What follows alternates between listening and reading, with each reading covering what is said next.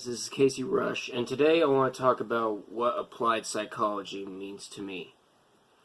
Now, we were supposed to pick 3 to 5 life themes for this project, and I chose disorders, stress, and relationships, because I figure that those 3 have the biggest impact on my life. The first one I want to talk about is disorders, because I suffer from a disorder myself. I was diagnosed in the autism spectrum when I was 2.5. And it affects my personality to this day, and it affects the way I talk to other people, how social I can be. It affects the way I think about my life in the future. Now, Sigmund Freud said that the reactions for autistic people are uncontrollable. We have no control over our emotions whatsoever. And there was a medical model for disorderly people, if you can call it that. However, they said that people with disorders were diseased. Like, it was pretty insulting. Thomas Szasz fixed the problem, saying that they were the exact opposite. They're just as functional as a normal human being. We just need more attention. Now, when I was little, I had a little case of agoraphobia because I did not like being out in public. Whenever we were in a restaurant when I was younger, I used to scream my head off, and I didn't really want to be in the public place. It kind of affected me in the long term because I never really had any brothers and sisters. I was an only child.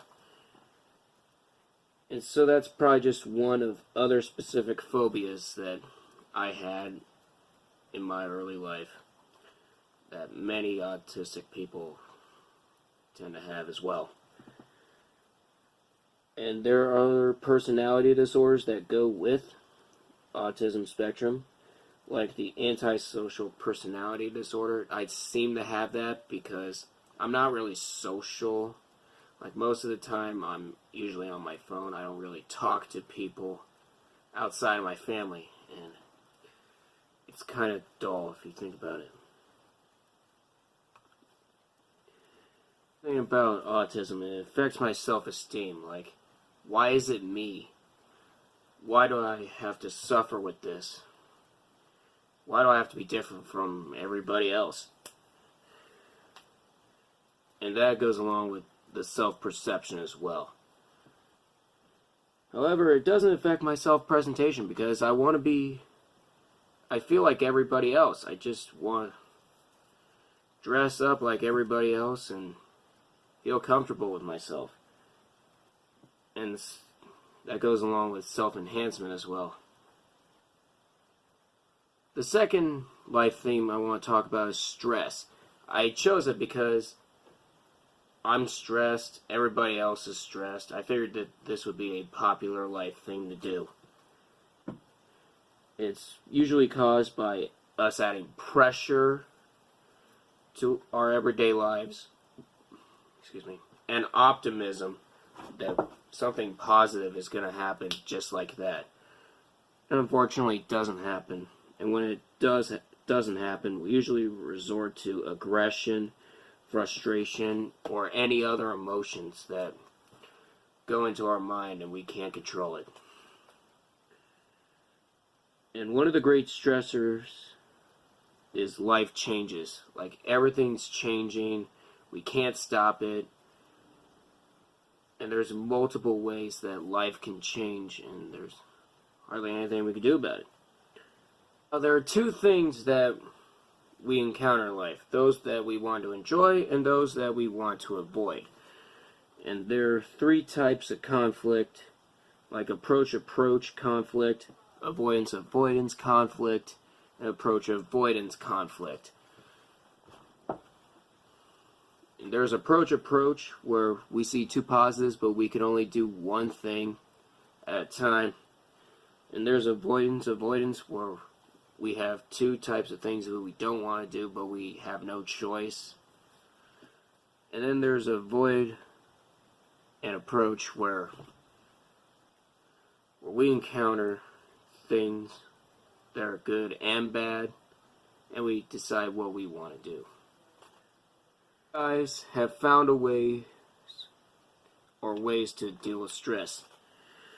Now, Hans Sale says that there's the general adaptation syndrome, where different people have different solutions to deal with stress. And then there's William Cannon, who's famous for his fight or flight response. We could either attack the stressor or walk away from the stressor for a little bit and deal with it later. Now, there are other ways to cope with stress, like there's meditations where there's simple exercises that you can do to calm down, like breathing exercises. Now, one of the problems I have is procrastination. I procrastinate a lot. I wish I didn't, but I do, and it creates a lot more stress.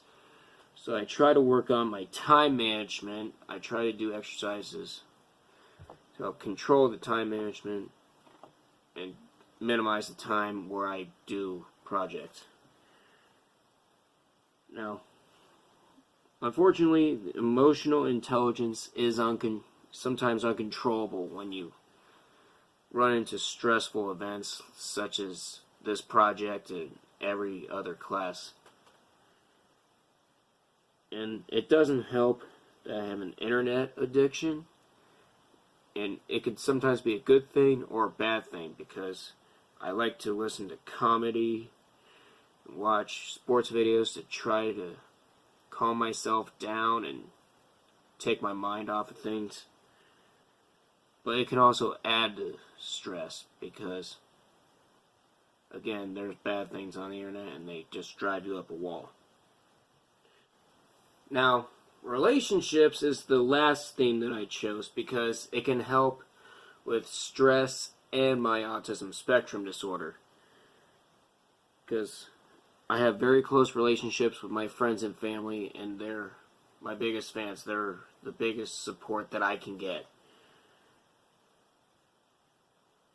I usually talk with girls because they comprehend me more. I can trust them, my self-disclosure, without being made fun of. Because my guy friends usually pick on me when I speak my mind. And sometimes I do develop feelings for the girls that I talk to. But the problem is I tend to have shyness due to the mere exposure effect. It's just my nature sometimes. I'm not very social. And proximity helps out with my friends because they're a very close distance and I could talk with them. They're only a text or a call away or walking distance away.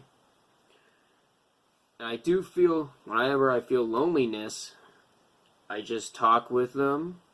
I talk with my family, I talk with my friends, and I try to make new ones on social media. So I can hardly feel any loneliness whatsoever. Now, talking with my friends does help with relationship maintenance. Like, if I don't know this person very well, I could try to contact them and try to talk with them once every other day. So, relationships are easy to fix.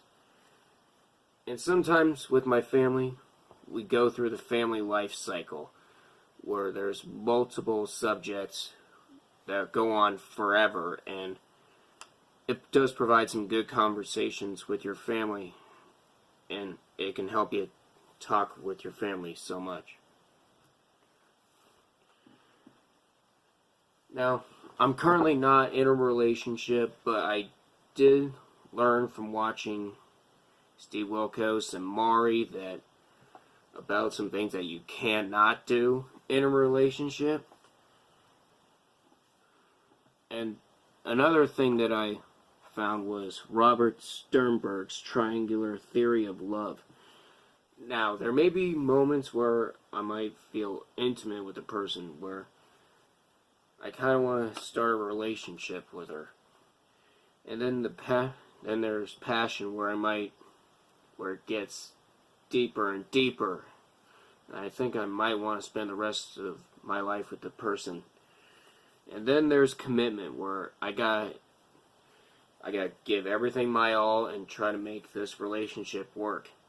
However, I gotta be careful, because if I invest too much into a relationship and it doesn't work out, I might lose everything that I've worked so hard for and to receive. Now, one thing that this project and this class has taught me is, it taught me how to look deeper into marriage. Like, what do I want? How do I make it work?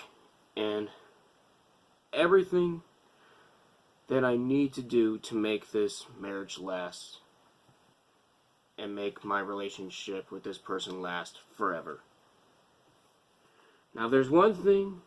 Now, my definition of applied psychology is that it brings awareness to human behavior and relations in an attempt to make every person better as a person, because with all these theories and experiments that we're conducting, we've come a long way into making sure that we understand humans and everybody else better. So that will do it for my final project. Miss Poth, I want to thank you for an excellent semester. I hope I don't have to take this class again, but I would love to take another class with you in the future. And with that, enjoy your winter break and take care.